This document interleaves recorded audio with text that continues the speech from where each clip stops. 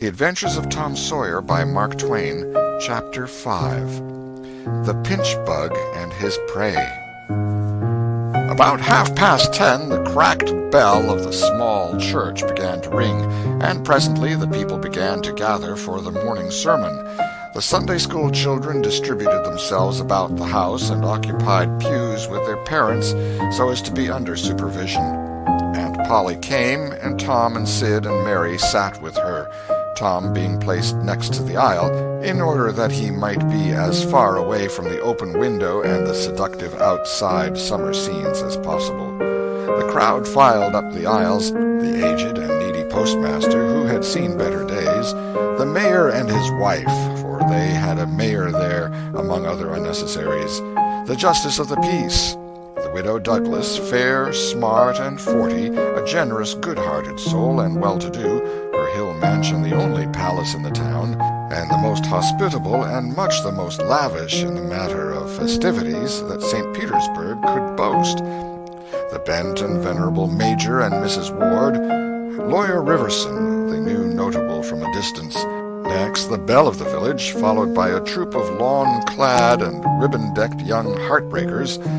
Then all the young clerks in town in a body, for they had stood in the vestibule sucking their cane heads, a circling wall of oiled and simpering admirers, till the last girl had run their gauntlet. And last of all came the model boy, Willie Mufferson, taking as heedful care of his mother as if she were cut glass.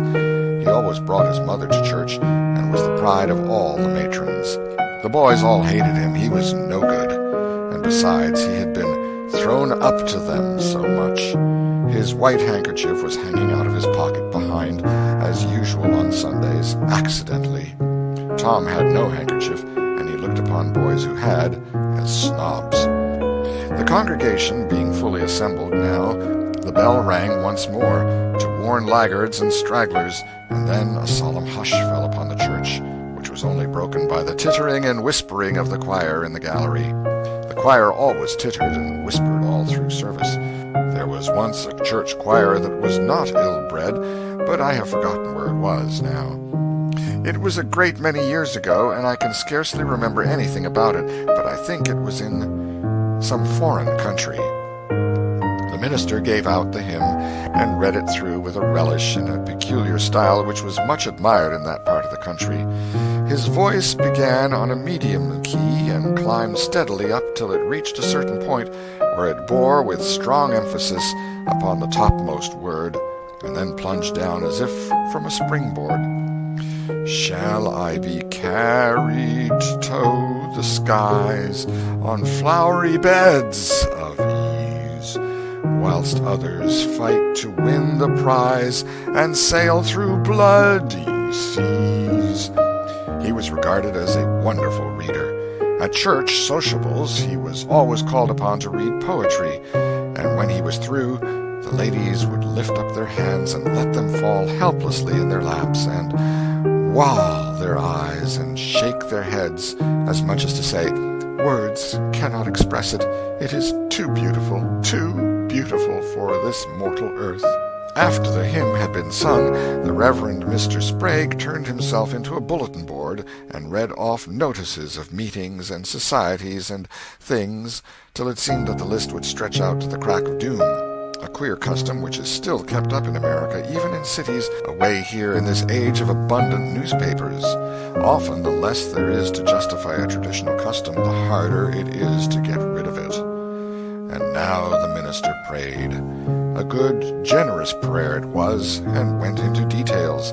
It pleaded for the church, and the little children of the church, for the other churches of the village, for the village itself, for the county, for the state officers, for the United States, for the churches of the United States, for Congress, for the President, for the officers of the government, for poor sailors tossed by stormy seas, for the oppressed millions groaning under the heel of European monarchies and Oriental despotisms, for such as have the light and the good tidings, and yet have not eyes to see nor ears to hear withal, for the heathen in the far islands of the sea, and closed with a supplication that the words he was about to speak might find grace and favor, and be as seed sown in fertile ground, yielding in time a grateful harvest of good. Amen. There was a rustling of dresses, and the standing congregation sat down. The boy whose history this book relates did not enjoy the prayer. He only endured it, if he even did that much. He was restive all through it. He kept tally of the details of the prayer unconsciously, for he was not listening, but he knew the ground of old and the clergyman's regular route over it, and when a little trifle of new matter was interlarded, his ear detected it, and his whole nature resented it. He considered additions unfair and scoundrelly. In the midst of the prayer, a fly had lit on the back of the pew in front of him, and tortured his spirit by calmly rubbing its hands together, embracing its head with its arms, and polishing it so vigorously that it seemed to almost part company with the body, and the slender thread of a neck was exposed to view, scraping its wings with its hind legs and smoothing them to its body as if they had been coat-tails, going through its whole toilet as tranquilly as if it knew it was perfectly safe, as indeed it was, for as sorely as Tom's hands itched to grab for it, they did not dare. He believed his soul would be instantly destroyed if he did such a thing while the prayer was going on. But with the closing sentence his hand began to curve and steal forward, and the instant the Amen was out, the fly was a prisoner of war. His aunt detected the act and made him let it go. The minister gave out his text and droned along monotonously through an argument that was so prosy that many a head by and by began to nod, and yet it was an argument that dealt in limitless fire and brimstone and thinned the predestined elect down to a company so small as to be hardly worth the saving. Tom counted the pages of the sermon. After church he always knew how many pages there had been, but he seldom knew anything else about the discourse. However, this time he was really interested for a little while. The minister made a grand and moving picture of the assembling together of the world's hosts at the millennium, when the lion and the lamb should lie down together and a little child should lead them. But the pathos, the lesson, the moral of the great spectacle were lost upon the boy.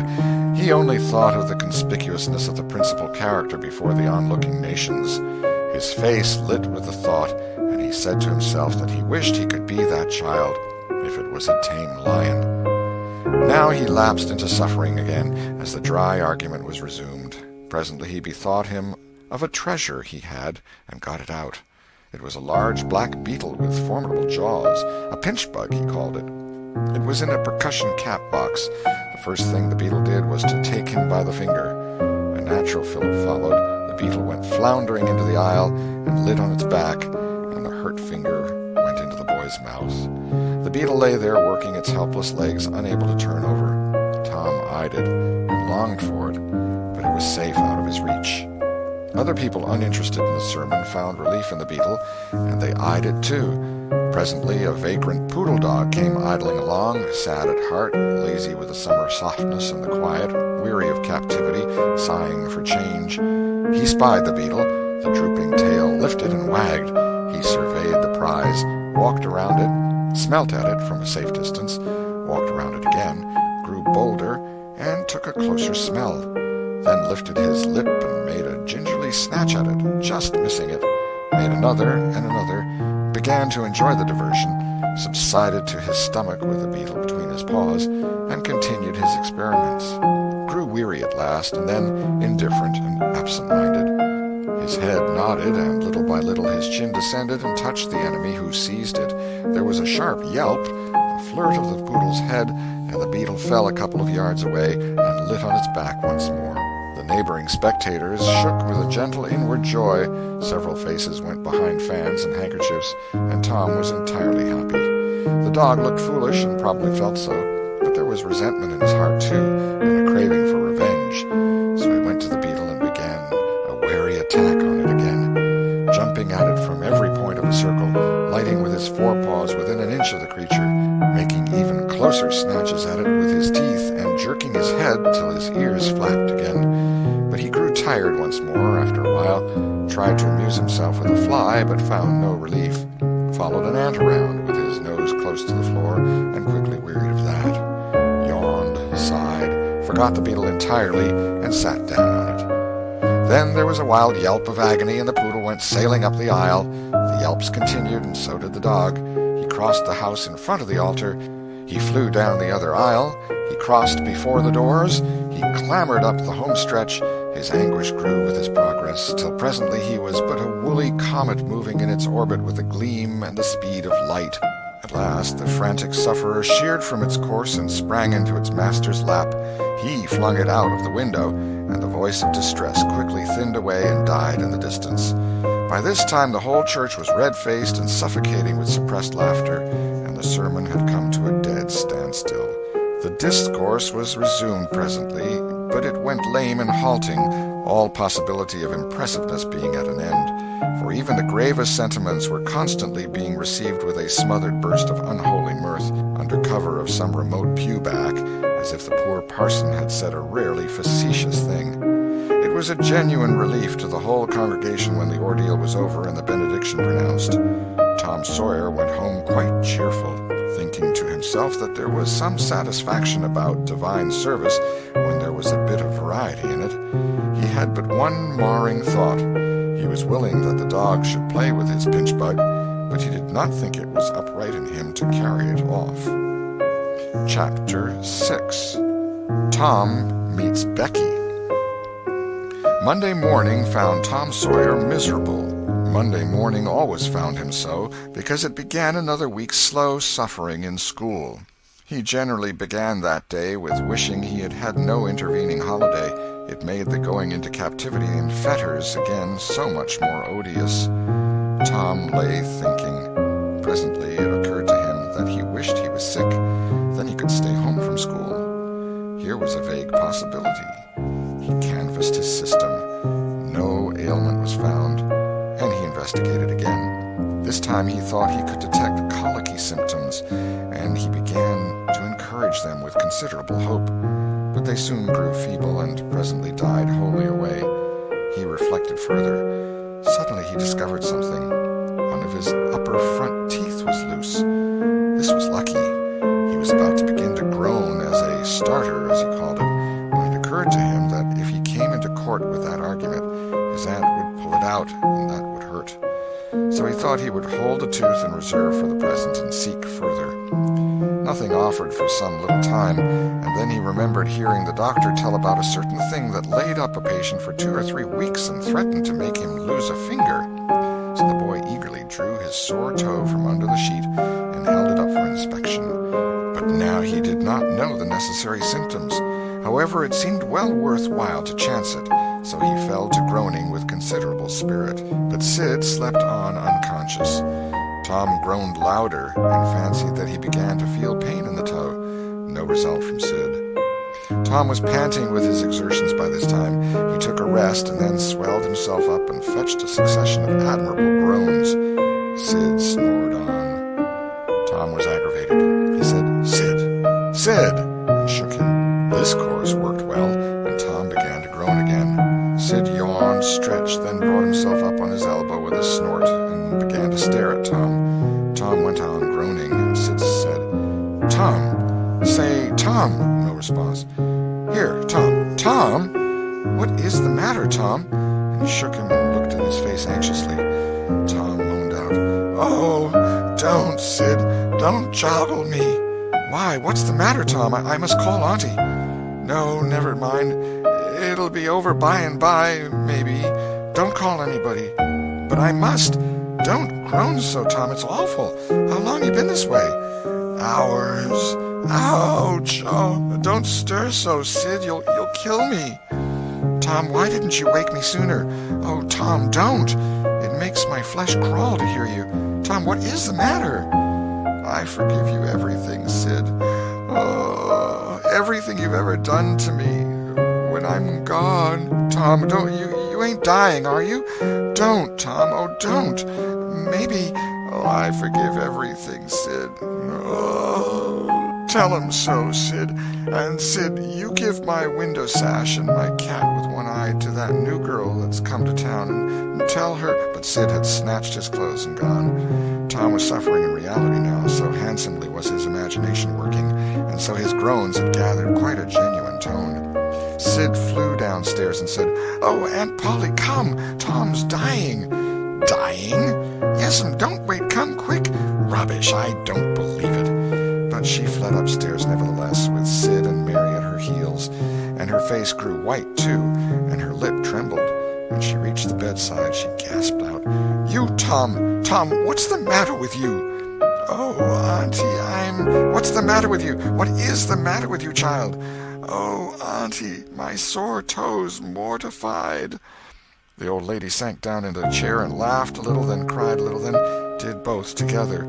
This restored her, and she said, "Tom, what a turn you did give me. Now you shut up that nonsense and climb out of this." The groans ceased and the pain vanished from the toe. The boy felt a little foolish, and he said, "Aunt Polly, it seemed mortified, and it hurt so I never minded my tooth at all." "Your tooth, indeed. What's the matter with your tooth?" "One of them's loose, and it aches perfectly awful." There now. Don't begin that groaning again. Open your mouth." "Well, your tooth is loose, but you're not going to die about that. Mary, get me a silk thread and a chunk of fire out of the kitchen." Tom said, "Oh, please, Auntie, don't pull it out. It don't hurt any more. I wish I may never stir if it does. Please don't, Auntie. I don't want to stay home from school." "Oh, you don't you? So all this row was because you thought you'd get to stay home from school and go a-fishing. Tom, I love you so, and you seem to try every way you can to break my old heart with your outrageousness." By this time the dental instruments were ready. The old lady made one end of the silk thread fast to Tom's tooth with a loop and tied the other to the bedpost. Then she seized the chunk of fire and suddenly thrust it almost into the boy's face. The tooth hung dangling by the bedpost now. But all trials bring their compensations. As Tom wended to school after breakfast, he was the envy of every boy he met because the gap in his upper row of teeth enabled him to expectorate in a new and admirable way. He gathered quite a following of lads interested in the exhibition, and one that had cut his finger and had been a center of fascination and homage up to this time now found himself suddenly without an adherent and shorn of his glory. His heart was heavy, and he said with a disdain which he did not feel that it wasn't anything to spit like Tom Sawyer, but another boy said, "Sour grapes," and he wandered away a dismantled hero. Shortly Tom came upon the juvenile pariah of the village, Huckleberry Finn, son of the town drunkard. Huckleberry was cordially hated and dreaded by all the mothers of the town because he was idle and lawless and vulgar and bad, and because all their children admired him so and delighted in his forbidden society and wished they dared to be like him.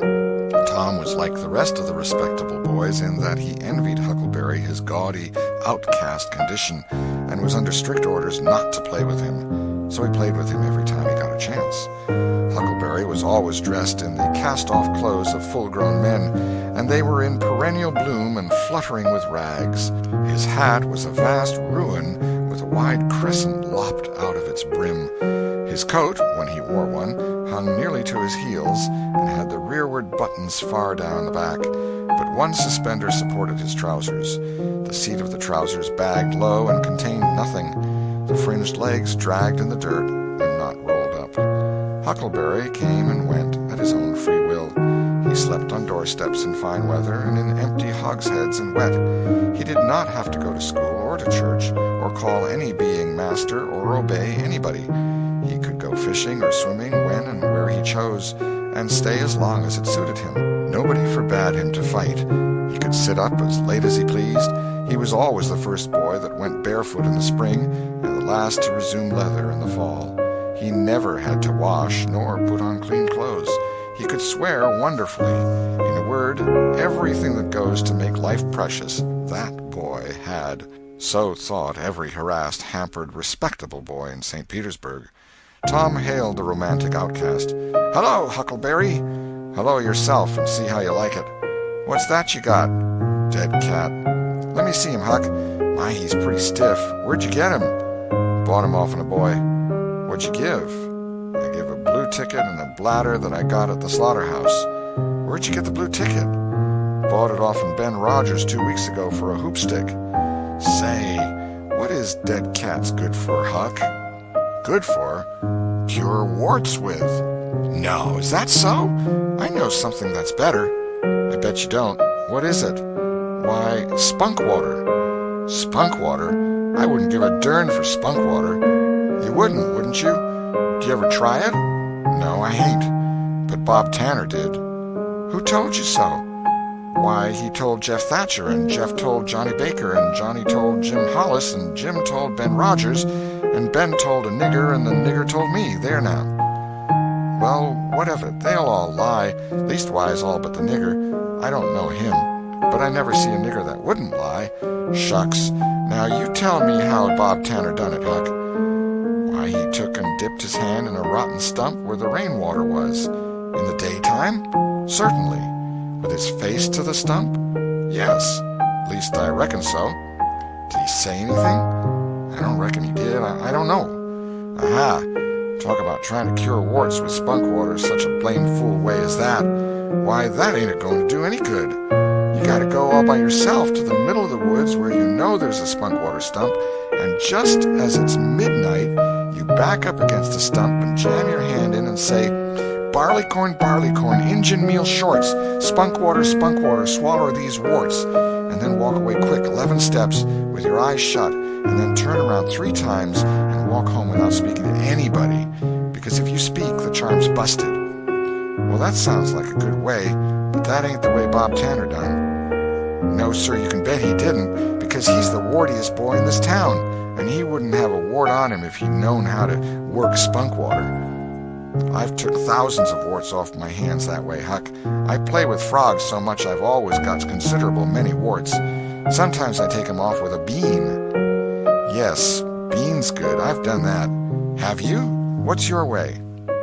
You take and split the bean and cut the wart so as to get some blood, and then you put the blood on one piece of the bean and take and dig a hole and bury it about midnight at the crossroads in the dark of the moon, and then you burn up the rest of the bean. You see, that piece that's got the blood on it will keep drawing and drawing, trying to fetch the other piece to it, and so that helps the blood to draw the wart, and pretty soon off she comes. Yes, that's it, Huck, that's it.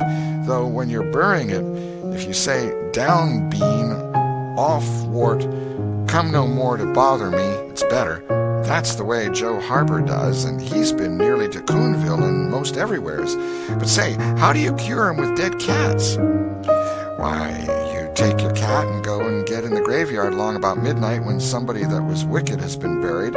And when it's midnight, a devil will come, or maybe 2 or 3, but you can't see him. You can only hear something like the wind, or maybe hear him talk. And when they're taking that feller away, you heave your cat after him and say, devil follow corpse, cat follow devil, warts follow cat, I'm done with you.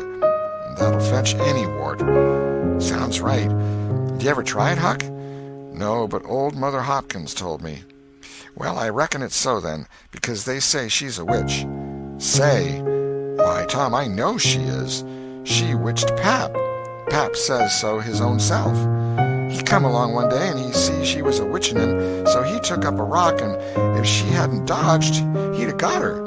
Well, that very night he rolled off in the shed where he was a-layin' drunk and broke his arm. Why, that's awful. How did he know she was a-witching him? Lord, Pap can tell easy. Pap says when they keep looking at you right stiddy, they're witching you, especially if they mumble. 'Cause when they mumble, they're saying the Lord's Prayer backwards.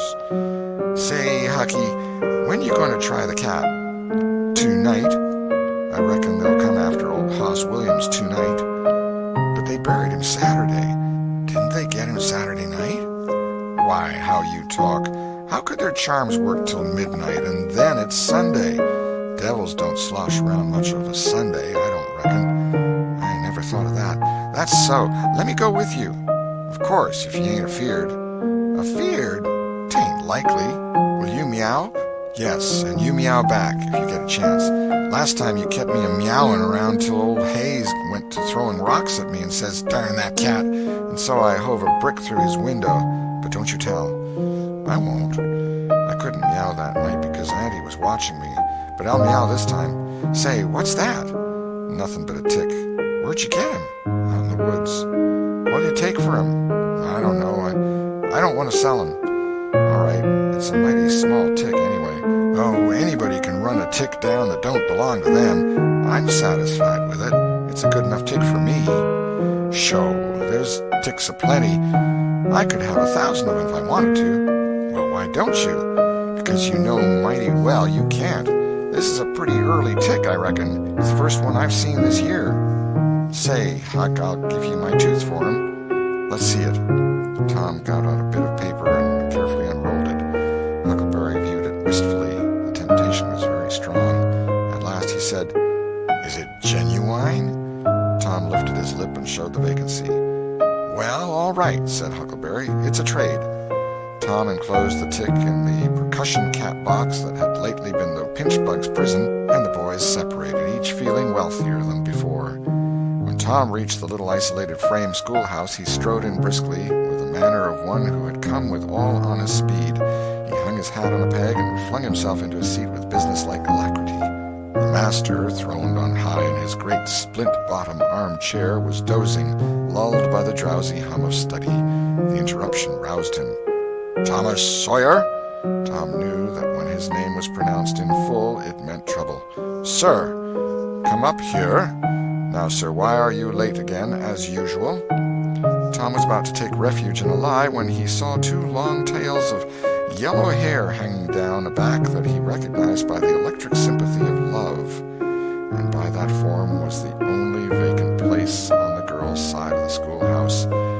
He instantly said, "I stopped to talk with Huckleberry Finn." The master's pulse stood still, and he stared helplessly. The buzz of study ceased. The pupils wondered if this foolhardy boy had lost his mind. The master said, You did what?"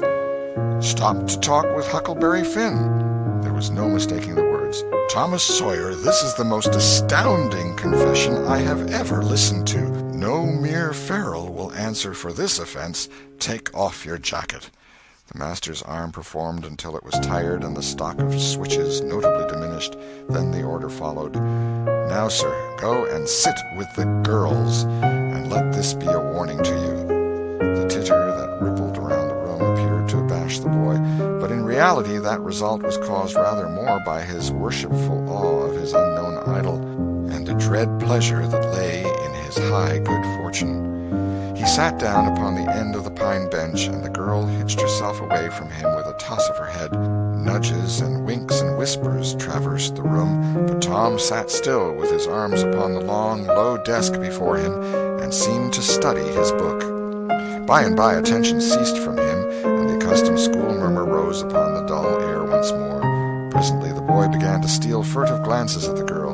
She observed it, made a mouth at him, and gave him the back of her head for the space of a minute. When she cautiously faced around again, a peach lay before her. She thrust it away. Tom gently put it back. She thrust it away again, but with less animosity. Tom patiently returned it to its place. Then she let it remain. Tom scrawled on his slate, "Please take it. I got more." The girl glanced at the words, but made no sign. Now the boy began to draw something on the slate, hiding his work with his left hand. For a time the girl refused to notice, but her human curiosity presently began to manifest itself by hardly perceptible signs. The boy worked on, apparently unconscious. The girl made a sort of non-committal attempt to see it, but the boy did not betray that he was aware of it. At last she gave in, and hesitatingly whispered, "Let me see it." Tom uncovered a dismal caricature of a house with 2 gable ends to it, and a corkscrew of smoke issuing from the chimney. Then the girl's interest began to fasten itself upon the work as she forgot everything else. When it was finished, she gazed a moment, then whispered, "It's nice. Make a man." The artist erected a man in the front yard that resembled a derrick. He could have stepped over the house, but the girl was not hypercritical. She was satisfied with the monster and whispered, "It's a beautiful man. Now make me coming along." Tom drew an hourglass with a full moon and straw limbs to it, and armed the spreading fingers with a portentous fan. The girl said, "It's ever so nice. I wish I could draw." "It's easy," whispered Tom. "I'll learn you." "Oh, will you? When?" "At noon. Do you go home to dinner?" "I'll stay if you will." "Good. That's a whack. What's your name?" "Becky Thatcher. What's What's yours? Oh, I know. It's Thomas Sawyer. That's the name they lick me by. I'm Tom when I'm good. You can call me Tom. Will you? Yes. Now Tom began to scrawl something on the slate, hiding the words from the girl, but she was not backward this time. She begged to see. Tom said, "Oh, it ain't anything." "Yes, it is." "No, it ain't. You don't want to see it." "Yes, I do. Indeed, I do. Please let me." "You'll tell." "No, I won't. Deed and double deed I won't." "You won't tell anybody at all? Ever as long as you live?" "No, I won't ever tell anybody. Now let me." "Oh, you don't want to see." "Now that you treat me so, I will see." And she put her small hand upon his, and a little scuffle ensued, Tom pretending to resist in earnest, but letting his hand slip by degrees till these words were revealed: "I love you." "Oh, you bad thing!" And she hit his hand a smart rap, but reddened and looked pleased nevertheless. Just at this juncture the boy felt a slow, fateful grip closing on his ear, and a steady lifting impulse. In that vice he was borne across the house and deposited in his own seat under a peppering fire of giggles from the whole school. Then the master stood over him during a few awful moments, and finally moved away to his throne without saying a word. But although Tom's ear tingled, his heart was jubilant. As the school quieted down, Tom made an honest effort to study, but the turmoil within him was too great. In turn he took his place in the reading class and made a botch of it, then in the geography class, and turned lakes into mountains, mountains into rivers, and rivers into continents, till chaos was come again. Then in the spelling class, and got turned down by a succession of mere baby words, till he brought up at the foot and yielded up the pewter medal which he had worn with ostentation for months.